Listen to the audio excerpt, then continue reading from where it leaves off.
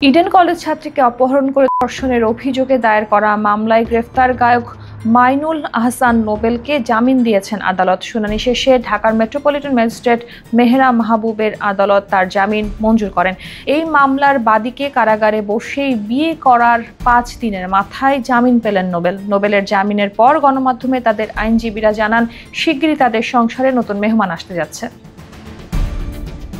এর আগে নোবেল বিয়ে করেছিলেন সালসাবিল মাহমুদকে, অর্থাৎ নোবেলের প্রথম স্ত্রী তিনি। নোবেলকে নিয়ে এমন আলোচনার আবহে সামাজিক মাধ্যমে একটি পোস্ট দেন তিনি। সেখানে নোবেলকে ইঙ্গিত করে কথা বলা হয়েছে বলে অনুমান নেটিজেনদের।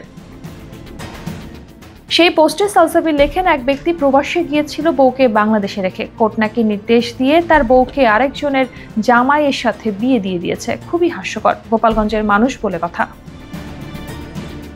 নোবেলের গ্রামের বাড়ি গোপালগঞ্জ জেলায়। সে দিক থেকেই অনুমান নোবেলকে নিয়ে এই পোস্টটি লিখেছেন সালসাবিল। এদিকে সদ্য এক গণমাধ্যমে সালসাবিল বলেছেন তিনি দেশের বাইরে রয়েছেন।